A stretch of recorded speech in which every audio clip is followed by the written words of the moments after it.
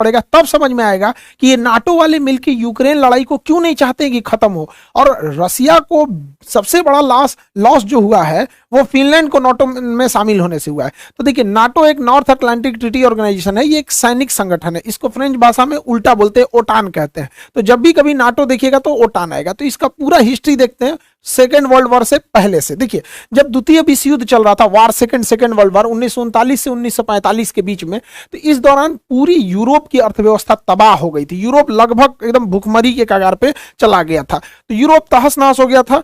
इसी बीच जर्मनी जो था, अब लगभग जर्मनी की हार तय थी, क्योंकि जर्मनी सेकेंड वर्ल्ड वॉर में बहुत कूद रहा था, लेकिन जर्मनी की हार लगभग तय समझ रही थी। और ये जो हिटलर है, हिटलर के मरने के 4 महीना पहले ही फरवरी 1945 में ये डिसाइड हो गया कि अब जर्मनी हार जाएगा। तो जर्मनी पर किसका अधिकार होगा, इसकी बैठक हो रही थी यूक्रेन के शहर याल्टा में। यही यूक्रेन जहां मार हो रहा है, इस का इतिहास है, मार धार से भरा हुआ है। तो यहाँ याल्टा में बैठक हुई। इसमें देखिए, विंस्टन चर्चिल, रूजवेल्ट और स्टालिन आए थे लोग। Winston Churchill Britain, Roosevelt America से, स्टालिन जो आए थे रसिया से। तय ये हुआ कि जर्मनी जैसे ही हारेगा, जर्मनी के टुकड़े कर दिए जाएंगे। एक हिस्सा जर्मनी का ले जाएगा रसिया, एक हिस्सा ले जाएगा फ्रांस, एक हिस्सा ले जाएगा ब्रिटेन और एक हिस्सा ले जाएगा अमेरिका। यानी देखिए, जर्मनी के 4 टुकड़े कर दिए जाएंगे। ये अंग्रेजों का इतिहास है, जहां भी गए हैं वहां टुकड़ा टुकड़ा करके गए हैं। हम लोग को देखिए, इंडिया को बांग्लादेश, म्यांमार, भारत, पाकिस्तान, अफगानिस्तान धज्जी उड़ा के चल गया सब। तो ये याल्टा पैक्ट में हो गया। इसके 4 महीने बाद फाइनली हिटलर हार गया और जर्मनी के जैसे हुआ टुकड़े वैसे तोड़ दिए गए जर्मनी को। इसी में इस याल्टा समिट में यह भी बात कही गई थी कि रसिया जो था उसका कहना था कि जापान जब हारेगा तो मेरी कुछ जमीनें जापान के पास है। तो याल्टा समझौता में कहा गया ठीक है कि जो जापान का क्यूराइल द्वीप है, जापान जो है रसिया को हरा दिया था 1904 में, 1904-1905 की लड़ाई में ना जापान जो है रसिया को हरा दिया था। तो ये क्यूराइल द्वीप न हुआ क्या कि रसिया जब सेकेंड वर्ल्ड वॉर खत्म होगा, जापान पे परमाणु बम गिरा दिया गया, तो कहा डिसाइड किया गया कि यहां पर ये क्यूराइल द्वीप रसिया ले लेगा। तो रसिया ले लिया। रसिया से याल्टा समझौता में कहा गया था कि आप इस साइड में यूरोप में कम्युनिस्ट को बढ़ावा नहीं देंगे। कम्युनिस्ट एक ऐसा शासन प्रणाली है जिसमें चुनाव नहीं होता है, बल्कि पार्टी डिसाइड कर देती है, जैसे चाइना में चुनाव नहीं होता है। तो ये बड़ा उटपटांग व्यवस्था है, यूरोप वाले इसमें एडजस्ट नहीं हो पाते हैं। तो उनका कहना था कि रसिया इस साइड में कम्युनिस्ट को बढ़ावा नहीं देगा। तो रसिया कहा हम इस साइड में कम्युनिस्ट को बढ़ावा नहीं देंगे, इधर से ले लिया क्यूराइल द्वीप। आज भी जापान और रसिया के बीच में क्यूराइल द्वीप को लेकर विवाद है, लेकिन धीरे धीरे रसिया इस साइड में कम्युनिस्ट को बढ़ाना चालू कर दिया, कम्युनिस्ट देशों को बढ़ावा देना चालू कर दिया। इसका संदेह हो गया उस समय के तत्कालीन जो अमेरिका के राष्ट्रपति थे 1945 में, यहाँ पे ट्रूमैन को आभास हो गया कि इस साइड में ठीक है रसिया उधर चला गया, रसिया भी कम्युनिस्ट है, ये आपका चाइना भी है, उत्तरी कोरिया भी तानाशाह है, कम्युनिस्ट के बराबर ही होते हैं। तो उन्होंने देखा कि रसिया को इस साइड में रोकना बहुत ज्यादा जरूरी है, लेकिन रसिया अपना एग्रेशन करते ही जा रहा था। इसी बीच में फरवरी 1948 में रसिया जो था उस समय सोवियत संघ था, तो रसिया के साथ था एस्टोनिया, लातविया, लिथुआनिया, ये पूरे के पूरे रसिया का ही पार्ट था। सोवियत संघ उस समय union of Soviet socialist Republic, USSR नाम था रसिया का, तो ये सब उसी के साथ थे। ये आपका बेलारूस, यूक्रेन, मोल्डोवा, ये भी रसिया के साथ ही थे, उसका पार्ट था। ये काकेशस देश, जॉर्जिया, आर्मेनिया, अजरबैजान रसिया के साथ था। ये सेंट्रल एशिया के Kazakhstan, Kyrgyzstan, Tajikistan, Turkmenistan, Uzbekistan, ये सब रसिया के साथ थे। तो आप देखिए उस समय रसिया का क्या इतना बड़ा एरिया होता था, ये पूरा का पूरा रसिया था। इसके बावजूद रसिया ने यहां पर उस समय के जो चेकोस्लोवाकिया देश है, फरवरी 1948 में चेकोस्लोवाकिया पर अचानक सेना भेज के तख्ता पलट करा दिया और यहाँ के लोकतंत्र के सरकार को उखाड़ फेंका और यहाँ पर अपनी पिट्ठू सरकार, जैसे इसी के हिसाब से चलने वाली सरकार, कम्युनिस्ट सरकार को यहाँ बैठा दिया। आज चेकोस्लोवाकिया 2 भाग में टूट चुका है, चेक गणराज्य और यहाँ पे स्लोवाकिया। उस समय इसने कब्जा किया। अब यूरोप वालों को डर हो गया कि भैया यहां तक तो खुद का खुद रसिया है, अब ये इसके भी आगे बढ़ेगा तो हम लोग कहां जाएंगे। और उसके अलावे जर्मनी का एक हिस्सा तो रसिया याल्टा समझौते के तहत ही ले चुका था। अब इसके बाद अमेरिका वालों का नींद खुला कि भैया इनको कैसे रोका जाए। तो रसिया क्या था कि अन्य सरकारों को भी लालच देता था कि तुम भी कब्जा कर लो, तुम भी कब्जा कर लो, लोकतंत्र की सरकार को उखाड़ फेंको। इसी बीच अमेरिका को खबर लगी कि रसिया का अगला टारगेट है तुर्की पे कैसे भी कम्युनिस्ट सरकार को लगाना। तो ट्रूमैन जो वहां के राष्ट्रपति थे उन्हें मार्शल प्लान लगाया। देखिए मार्शल लॉ अलग है, मार्शल प्लान अलग है। इन्होंने मार्शल प्लान लाया अप्रैल 1948 में। इसके तहत जो देशों पे रसिया अपना प्रभाव जमा रहा है कि तुम लोकतंत्र छोड़ के कम्युनिस्ट आ जाओ, वहां पर ये लोग क्या करते थे, मार्शल प्लान के तहत पैसे देते थे ताकि वो रसिया के फेवर में ना जाए। तो तुर्की और साइप्रस को कैसे भी ये पैसे उसे दे के अपने फेवर में लाए, वरना टर्की भी हो चुका था कम्युनिस्ट देश। रसिया यूरोप की ओर बढ़ते जा रहा था। रीजन क्या है, रसिया का एक क्षेत्रफल खुद का रसिया इतना बड़ा था, इसके अलावे रसिया के साथ सेंट्रल एशिया यूएसएसआर का हिस्सा था, काकेसस यूएसएसआर का हिस्सा था, ये बाल्टिक देश यूएसएसआर के हिस्सा थे सब, ये उस समय बेलारूस, यूक्रेन, ये सब उस समय रूस का ही पार्ट हुआ करता था, इतना बड़ा। इसके अलावे अब रसिया एंट्री करना चालू किया। तब इन्होंने क्या किया, 4 अप्रैल 1949 को नाटो सेना का गठन किया। जिस समय गठन हुआ उस समय 12 देश थे, वर्तमान में इसमें 31 देश हो चुके हैं। नॉर्थ अटलांटिक ट्रीटी ऑर्गेनाइजेशन, इस संगठन के टोटल 14 अनुच्छेद हैं, 14 आर्टिकल हैं। 14 आर्टिकल में कहा गया है कि इसके देश कैसे कैसे काम करेंगे। इसका 5वां आर्टिकल सबसे खतरनाक है कि इन वर्तमान में जो 31 देश हैं, अगर इस 31 देश में कोई बाहरी देश 31 आपस में मार करे तो कोई दिक्कत नहीं है, ये किसी को मारे तो कोई दिक्कत नहीं है, लेकिन अगर कोई दूसरा देश इनके ऊपर हमला करेगा तो ये 31 मिल के मारेंगे उसको। ये इसका कानून है। इसका मुख्य उद्देश्य क्या था कि रसिया को इस साइड में यूरोप की ओर से चढ़ने से बचाया जाए, वरना ये धीरे धीरे रसिया इधर आ गया था। तो अब आपको तो समझ में आ रहा होगा ना कि नाटो का निर्माण ही हुआ था रसिया के एग्रेशन को रोका जाए, वरना रसिया बहुत तेजी से एक्सपेंड कर रहा था और हर जगह कम्युनिस्ट फैलाते जा रहा था। तो नाटो का गठन 1949 में हो गया। ये एक सैन्य संगठन था। अब रसिया को चारों ओर से रोकना था, तो रसिया को सेंट्रल एशिया से रोकने के लिए, ईस्ट एशिया से रोकने के लिए सेटो बनाया गया, south east Asian treaty organisation, SEATO 1954 में बनाया गया। इसको हथियार, सेटो में मुख्य रूप से किसे शामिल किया गया, तो थाईलैंड को और इधर से फिलीपीन को, और नीचे में ऑस्ट्रेलिया और न्यूजीलैंड, ताकि इधर से ये लोग अमेरिका के फेवर में रहे। और इन्हें हथियार कौन दे रहा था, अमेरिका, ब्रिटेन, फ्रांस। इधर से ये लोग सपोर्टिव हथियार दे रहे थे कि इधर से चाइना, कोरिया, इन सबको बिजी रखा जाए ताकि रसिया इस साइड में बिजी रहे, और इधर से नाटो डायरेक्ट रसिया को इंगेज कर रहा था। अब इन लोगों को लगा कि हम 2 ओर से रसिया चाइना को घेरते जा रहे हैं, इधर से घेर रहा है नाटो, इधर से सेटो, नाटो सेटो ना, ये हो गया सेटो साउथ ईस्ट, ये हो गया सेटो और ये हो गया नाटो। अब रसिया को थोड़ा अनबैलेंस लगने लगा कि सोच रहा दोनों खोपड़िया नोच देगा सब। तब अमेरिका शांत बैठने वाला तो है नहीं, इसने इसी बीच में ला दिया एक ठो सेटो, सेंट्रल, सीईटी से सेंट्रल ट्रीटी ऑर्गेनाइजेशन, अगले साल 1955 में सेंट्रल ट्रीटी ऑर्गेनाइजेशन। इस ऑर्गेनाइजेशन को भी हथियार दे रहा था इधर से ब्रिटेन। इसमें कौन कौन से, इसमें थे तुर्की, इराक, ईरान और पाकिस्तान। सोचिए ये सेंट्रल थे सब। ये हो गया सेटो। अब ये रसिया पे दबाव बनाते थे सब, यहां पे रसिया को आगे बढ़ने से रोकते थे सब, सेटो। इधर से कौन चढ़ता था, सेंटो, इधर से सेटो, ये हो गया सेंटो, ये सेटो, ये सेंटो, इधर से नाटो। चारों ओर से रसिया को घेर लिया सब, नाटो, सेंटो, सेटो, चारों ओर से रसिया को घेर लिया सब। रसिया को लगा कि भैया हम तो पिसा जाएंगे। अब भारत को कहे तो भारत किधर जाए भैया, अब भारत हो गया फेरा में पड़ गया, क्योंकि रसिया को इधर से तो घेर लिया है नाटो, यहां से घेर लिया है सेटो, सेंटो, ये हो गया SEATO, south east Asian treaty organisation. अब रसिया के लिए कंफर्टेबल में हो गया दिक्कत, रसिया ढूंढने लगा अपना कोई पार्टनर।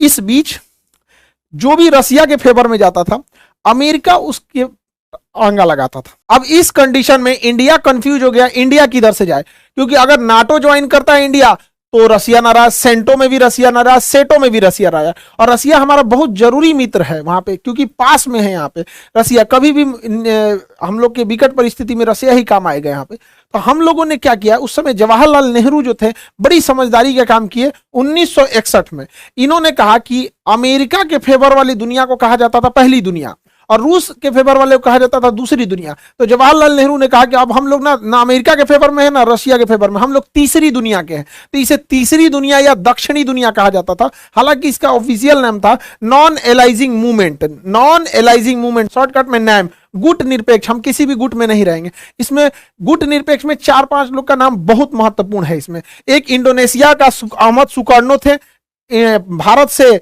जवाहरलाल नेहरू, मिस्र के कर्नल नासिर और यूगोस्लाविया से जो थे मार्शल टीटो थे। ये लोगों का बहुत महत्वपूर्ण योगदान था कि हम किसी भी गुट में नहीं रहेंगे, और ये जरूरी भी था गुट में न रहना। रीजन क्या है, गुट में से बहुत लॉस हुआ था। सेंटो में ईरान था अमेरिका के साथ, सेंटो में इराक था अमेरिका के साथ। देखिए वही अमेरिका ने इराक को उड़ा दिया, तबाह कर दिया। वही अमेरिका ने ईरान के पीछे पड़ा हुआ है, जबकि एक समय था सेंटो की गठन अमेरिका ही नहीं किया था, इन लोगों को अपने साथ मिलकर कि रसिया को बर्बाद करना है यहाँ पे। इसलिए बहुत ज्यादा इंटरनेशनल रिलेशन के मामले में हम लोग अमेरिका और वेस्टर्न देशों पे भरोसा नहीं कर सकते हैं यहाँ पे। तो ये चारों ओर से रसिया की घेराबंदी चल रही थी। अब रसिया ऐसा तो नहीं है कि चुपचाप बैठा रहेगा। अगर आप रसिया को इधर से नाटो से घेरोगे, सेंटो से, सेटो से, चारों ओर से घेरोगे, रसिया भी तो कुछ ना कुछ करेगा। तो रसिया जो था, देखिए रसिया अलग है, सोवियत संघ अलग है। तो ये हो गया रसिया, ये वाला एरिया तो कंप्लीट हो गया रसिया, ये पूरा का पूरा रसिया का हो गया। रसिया उस समय रसिया ना हो के यूएसएसआर था, USSR, union of Soviet socialist Republic association. तो यूएसएसआर के साथ ऑलरेडी उसी का था आपका बाल्टिक देश, Estonia, Latvia, Lithuania, Belarus, Ukraine, Moldova, ये उसी का था। जॉर्जिया, आर्मेनिया, अजरबैजान उसी का था, और सेंट्रल एशिया भी इसी का था। तो ये सब का सब हिस्सा जो था यूएसएसआर का हिस्सा था। इसके बावजूद रसिया नहीं रुका। इतना यूएसएसआर होने के बावजूद, ये हो गया रसिया, इसमें इसको जोड़ दीजिए तो यूएसएसआर। अभी रसिया क्या सोचा आगे बढ़ने के लिए, इसने क्या लाया, वार्सो पैक्ट। जिस तरह से अमेरिका नाटो ला रहा था, नाटो को काउंटर करने के लिए रसिया वार्सो पैक्ट लाया था। वार्सो पैक्ट 1955 में आया था। इस वार्सो पैक्ट के तहत रसिया अपने कम्युनिस्ट विचारधारा के देशों के साथ मिलकर एक संगठन बना रहा था, सैनिक संगठन। इस वार्सो पैक्ट में बहुत सारे देश थे, पोलैंड था, चेकोस्लाविया था, हंगरी था, रोमानिया, बुल्गारिया, अल्बानिया, ये सब देश मिलके बनाते थे आपका ये वार्सो पैक्ट। अब आप जरा देखिए रसिया का डोमिनेंस कहां तक है। ओरिजिनली रसिया ये रहा आपका, ये तो ओरिजिनल रसिया हो गया, ये पूरा का पूरा ओरिजिनल रसिया। अब रसिया के साथ ये ब्लू वाला एम्पायर को आप जोड़ देते हैं तो ये हो जाता है यूएसएसआर, और उसमें ये आगे वाला हिस्सा देख लेते हैं तो वार्सो पैक्ट। अब आपको समझ में आ रहा होगा कि नाटो कितनी जरूरी हो गई थी इन वेस्टर्न कल्चर के लिए, वरना ये वेस्टर्न को तो खा जाता है पूरा का पूरा रसिया। तो इतना एग्रेसिवली ये रसिया आगे बढ़ रहा था, इतना बड़ा इसका क्षेत्रफल था, रसिया, सोवियत, यूएसएसआर और ये वार्सो पैक्ट। लेकिन धीरे धीरे रसिया जो था वो सोवियत संघ के देशों को संभाल नहीं पाया। रसिया ज्यादा ध्यान दे दिया रूस पे, उससे कम ध्यान दिया उसने इस सोवियत संघ पे, उससे भी कम ध्यान दिया वार्सो पैक्ट पे। तो वार्सो पैक्ट के लोगों को लगा कि हम रसियन भाषा नहीं सीख पा रहे हैं, ज्यादा विकास रसिया का, और हम क्यों नहीं वार्सो पैक्ट से अलग हो जाए। इसमें अमेरिका ने भी साथ दिया कि भाई हमारे साथ आओगे, नई टेक्नोलॉजी आएगी, भाषा सीखने में इजी है, कल्चर सीखने में इजी है, लोकतंत्र के देश हैं, खुल के विरोध कर सकते हो, इसमें विरोध करोगे तो मराइए जाओगे, विरोध नहीं कर सकते, वोट नहीं डाल सकते हो, सरकार नहीं चेंज कर सकते।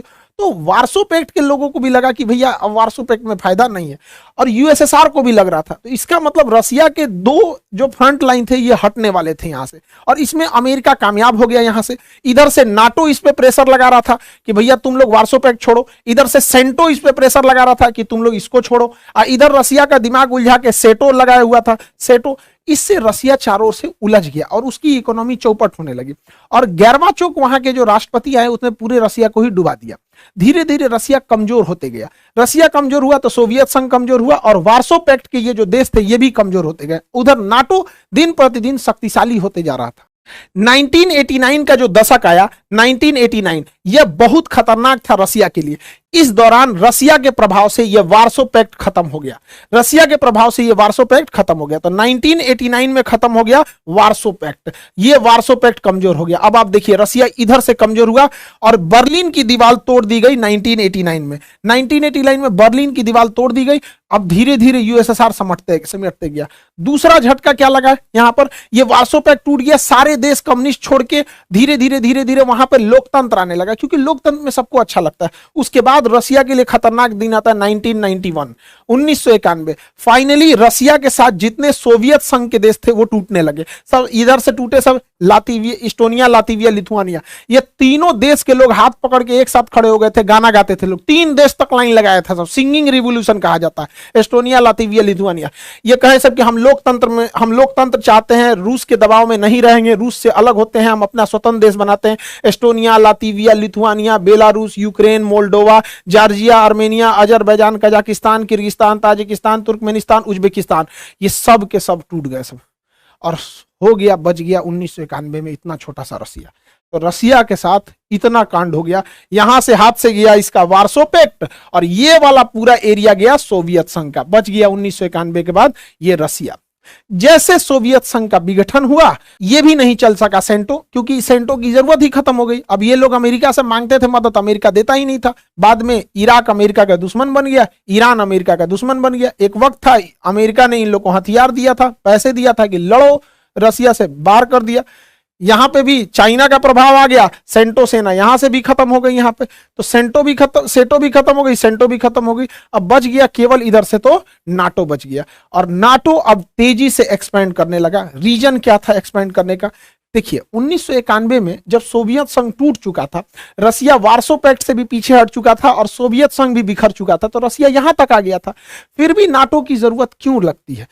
इसलिए जब 2002 के बाद पुतिन सत्ता में आए, तो पुतिन ने वापस उस ग्रेट रसिया की कल्पना किया और उन्होंने कहा कि यह बिखराव एक बहुत बड़ा ब्लंडर था। तो यूरोपीय देशों को लगा कि ऐसा ना हो कि ये फिर से आगे बढ़ना चालू करें यहां पर, इसलिए दोबारा नाटो का एक्सपेंशन करना जरूरी था और नाटो का प्रसार किया जाने लगा। तो अगर आप देखेंगे तो आपको लगेगा कि भले नाटो एक्सपेंड कर रहा है, लेकिन नाटो की मजबूरी है।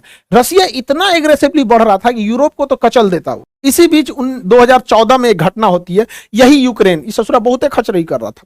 तो यूक्रेन जो था वो कह रहा था कि हम रसिया के प्रभाव से मुक्त होना चाहते हैं और यूरोपीय यूनियन का सदस्य बनना चाहते हैं, ताकि वो इस पूरे देशों में अपना सामान बेच सके, यहां से ज्यादा कनेक्टिविटी हो सके।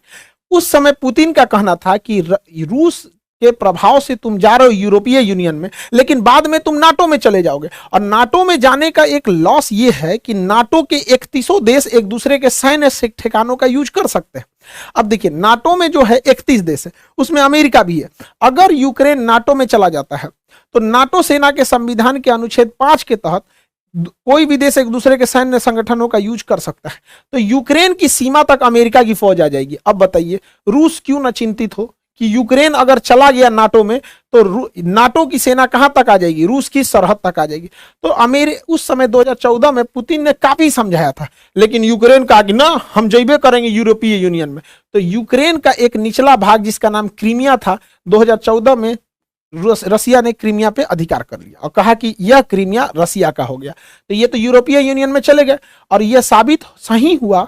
पुतिन ने कहा था कि शुरुआत में ये जा रहे हैं यूरोपीय यूनियन में, बाद में चले जाएगा ये नाटो में, और वही हुआ। जैसे आए 2020 से ही जेलेंस्की, अब इन लोग को लगने लगा कि भैया हमारा देश है, क्रीमिया तुमने कैसे ले लिया? क्रीमिया कैसे ले लिया? हमारा देश है, हम चाहे अपने देश को नाटो में ले जाएं या कहीं ले जाएं, हम यूरोपीय यूनियन में आ चुके हैं, अब हमको नाटो का भी सदस्य बनाया जाए। अभी ससुरा सोचिए रहा था कि बनाया जाए कि नहीं बनाया जाए, तब तोड़ मार दिया पुतिन हमला करके यूक्रेन। आज ससुरा तो नहीं, तुम जब सदस्य बनेगा तब ना आर्टिकल 5 लगेगा और बाकी तुमको बचाने आएंगे। अभी कोई इसको बचाने नहीं आ रहा। और यूक्रेन को केवल ऐसे ही हथियार प्रोवाइड कराए जा रहे हैं जिससे यूक्रेन केवल अपनी सुरक्षा कर सके, क्योंकि नाटो और पश्चिमी देश भी यही चाहते हैं कि रूस इसी में उलझा रहे और बाकी ये लोग विकास का काम करते रहें। देखिए 1 साल से लड़ाई हो रही है, हमारा देश भी बहुत तरक्की कर रहा है। मोदी जी कभी ऑस्ट्रेलिया जा रहे हैं, जापान जा रहे हैं, अमेरिका जा रहे हैं, मिस्र जा रहे हैं, लेकिन जरा रूस को देखिए 1 साल से उलझा हुआ है। अगर उसको 10 साल ये लोग उलझा देंगे तो रूस बहुत पीछे चला जाएगा। तो ये नाटो वाले भी नहीं चाहते हैं कि यूक्रेन का युद्ध बहुत जल्दी खत्म हो। रूस के लिए सबसे बड़ा सरदर्द क्या हो गया कि वो सोच रहा था कि यूक्रेन नाटो में न जाए, लेकिन यूक्रेन में तो उलझ गया। इसी बीच जैसे रूस ने यूक्रेन पर हमला किया, बाकी के देश डर गए सब। अब फिनलैंड को लगा कि ससुरा कहीं हमको भी रूस मत मार दे, हमको भी रूस मत मार दे। तो फिनलैंड ने कहा कि भैया हमको नाटो ज्वाइन कर लो, क्योंकि अगर हमको रसिया मारेगा तो नाटो का आर्टिकल 15 के तहत बाकी के सारे देश मिलके मारेंगे। फिनलैंड कहा कि हमको भी शामिल करो भैया, यूक्रेन के बाद हमारा नंबर है यहां पर। अब नाटो का नियम यह कहता है कि नाटो में अगर कोई नया सदस्य आना चाहता है तो उसमें पहले जितने सदस्य हैं वो सब के सब लिखित देंगे कि हाँ हमें कोई विरोध नहीं है। यदि पहले से शामिल कोई भी सदस्य ये कह देता है कि हम इसका विरोध करते हैं तो फिर उसके बाद उसमें नाटो में उसे शामिल नहीं किया जाएगा। अब फिनलैंड चिल्लाने लगा कि हमको शामिल करो, हमको शामिल करो। नाटो वाला कहा हाँ हाँ आ जाओ आ जाओ, और अच्छा है और अच्छा है, आज नहीं तो कल यूक्रेन शामिल करबे करेंगे, हमारी सेना रूस के सिधाने पहुंच गई इधर से, खोपड़ी पे पहुंच जाएगी इधर से, टेंशन क्या है, है, यहाँ एस्टोनिया, लातविया, लिथुआनिया में हम लोग पहले से बैठे हुए हैं, ले यहाँ तुर्की में पहले से हैं, तुर्की अड़ंगा लगा दिया, कहा ना तो भाग यहाँ से फिनलैंड। अब फिनलैंड कहा कि रे तुर्की तुमको क्या हुआ रे, तुम क्यों विरोध कर रहा है मेरा। देखिए तुर्की ब्लैकमेल कर दिया नाटो को, तुर्की ने क्या कर दिया, नाटो को ब्लैकमेल कर दिया, क्योंकि तुर्की के पास पावर था कि जब तक तुर्की लिखित नहीं देगा, यानी सारे देश रेडी नहीं होंगे, तब तक कोई नाटो में नहीं आएगा, और तुर्की पहले से उसका सदस्य था। तो ये क्या किया, कहा कि देखो तुर्की ने रसिया से S-400 मिसाइल खरीदा था, तो इसके खरीदने की वजह से अमेरिका ने इस पे काटसा एक्ट के तहत प्रतिबंध लगा दिया, जिस वजह से इसकी पूरी इकोनॉमी तबाह हो गई यहाँ पे। साथ ही तुर्की जो है अमेरिका के F-35 जहाज में मतलब अपने ज्वाइंट वेंचर बनाने के लिए 1.4 बिलियन पैसा खर्चा किया था। जैसे S-400 इसने मिसाइल खरीदा रसिया से, टर्की ने रसिया से मिसाइल खरीदा, अमेरिका ने इस पे काटसा सैंक्शन लगा दिया और इसका कह दिया कि तुम्हारा 1.4 मिलियन भाड़ में गया। अब ये तैयबुल अर्दोगान क्या कहता है कि हमरा वो पैसा वापस करो, हमसे ही काटसा एक्ट को हटाओ, और सब हटाओगे तब हम फिनलैंड को शामिल करने देंगे, नहीं तो हम फिनलैंड को शामिल नहीं करने देंगे। अब अमेरिका माथा पीट रहा है, नाटो माथा पीट रहे कर रहे, अरे भैया एक से काटसा हटा दे, इसका जो पैसा जो लूटे हैं लोग 1.4 बिलियन दे दे, नहीं तो ये फिनलैंड को आने नहीं देगा। अब फिनलैंड को नहीं आने देगा, रसिया कचर देगा फिनलैंड को, तो रसिया कचर ना दे तो इसका समझौता हुआ। देख रहे हैं इसको, बाप रे बाप, ठीक ठाक भाई। देखिए भाई अमेरिका को कोई चुना लगा के आ गया, बहुत बड़का राजनीतिक आदमी हुआ है। तो ये अपने देश के हैं, तुर्की में जीत गए हैं अभी। तो तुर्की ने फाइनली जब ये सब तुर्की से ये सैंक्शन हटा लिए गए, तुर्की ने कह दिया हाँ फिनलैंड भी आ जाए नाटो में, और नाटो में ससुरा फिनलैंड आ गया। और ये रसिया के लिए सबसे खराब बात है, क्योंकि फिनलैंड जो है वो नाटो के यहां आने से रसिया का सबसे बड़ा लॉस होता है। तो ये कोला प्रायद्वीप पर, ये प्रायद्वीप का नाम है कोला प्रायद्वीप, प्रायद्वीप का नाम है कोला प्रायद्वीप। रसिया में यही एक ऐसा जगह है जो ठंड के दिन में, कोल्ड विंटर सीजन में जमता नहीं है। ज्योग्राफी में हम पढ़ा दिए हैं, यहाँ एक नॉर्वे की गर्म समुद्री जलधारा चलती है जिससे कि वहां का समुद्र बर्फ से जमता नहीं है। तो ठंड के दिन में रसिया का मात्र एक बंदरगाह है, मुर्मुस्क बंदरगाह, जो इस कोला प्रायद्वीप पर है। यूपीएससी में भी क्वेश्चन पूछा था, मुर्मुस्क बंदरगाह क्यों नहीं जमता है, तो नॉर्वे की गर्म जलधारा की वजह से। कोला प्रायद्वीप पर मुर्मुस्क बंदरगाह नहीं जमता है। अब जरा देखिए, अमेरिका यहां आके बैठ गया, यूक्रेन में उलझा दिया रसिया को, रसिया उलझ गए यूक्रेन में, अब यहां ले आके बैठ गया यहां पर। अब रसिया का सबसे जरूरी चीज है ये कोला प्रायद्वीप, क्योंकि इसी कोला प्रायद्वीप पे रसिया की नेवी का पूरी बड़ी सी फ्लीट है, यहां इसके पनडुब्बियों का गुप्त स्थान है रखने के लिए। अब ये कोला प्रायद्वीप के पास आके फिनलैंड के बहाने बैठ गया आपका नाटो, नाटो यहां तक आ गया है। रसिया के लिए इससे खराब दिन नहीं हो सकता है, क्योंकि जितनी परमाणु पनडुब्बियां हैं रसिया की वो इसी कोला प्रायद्वीप पर है। रसिया के जितने बड़े बड़े इंडस्ट्रीज हैं इसी कोला प्रायद्वीप पर है। रसिया के जितने परमाणु बम हैं वो कोला प्रायद्वीप पर है, मिसाइलें कोला प्रायद्वीप पर है, इंडस्ट्रियलाइजेशन, एयरफोर्स, ये सब का सब बहुत बड़ा एरिया कोला प्रायद्वीप पर है। तो सोचिए रसिया ने तो बहुत बड़ा कीमत चुकाया। रसिया को लगा था कि हम ये यूक्रेन निपटाएंगे, यूक्रेन निपटेला के चक्कर में यूक्रेन तो हुआ नहीं कुछ, ससुरा उल्टे फिनलैंड हाथ से निकल गया और ये कोला प्रायद्वीप पे चला आया। यहाँ पे बहुत बुरा बात है ये इसके लिए, यहाँ पे रसिया के लिए। तो खैर अब ये विश्व नीति है। अब नाटो यही नहीं रुका, नाटो कहता है नाटो को और बड़ा बनाया जाए, नाटो प्लस। क्या बनाया जाए, नाटो प्लस, मतलब नाटो में और को जोड़ा जाए, नाटो प्लस। नाटो में पहले प्लस में कौन कौन शामिल है, पहले से इजराइल शामिल है, साउथ अफ्रीका, साउथ कोरिया शामिल है, जापान शामिल है, ऑस्ट्रेलिया और न्यूजीलैंड शामिल है, यानी पहले से ही 5 गो देश शामिल है। अब उसका कहना है नाटो प्लस में भारत को भी शामिल किया जाए, भारत को भी शामिल किया जाए। अरे भैया हमको शामिल नहीं होना है, एस जयशंकर साहब भी मना कर दिए, नहीं शामिल होना है। काहे, क्योंकि नाटो के 14 गो आर्टिकल में से 5वां आर्टिकल कहता है कि अगर इन नाटो के 31 देश में से, नाटो के 31 देश में से किसी पे हमला होगा तो बाकी सब मारने चलेगा। अरे ससुरा तो नहीं, हम लोग को मार करना ही नहीं है। हाई 31 हर साल कहीं ना कहीं मार कैले रहता है सब, कभी ईरान में उलझेगा, कभी सीरिया में उलझेगा, अफगानिस्तान में उलझेगा, और ससुरा हम अगर शामिल हो जाएंगे तो पता चला हम लोग भी चलते रहेंगे। चलो भैया कहाँ मार किए, उन सब के चक्कर में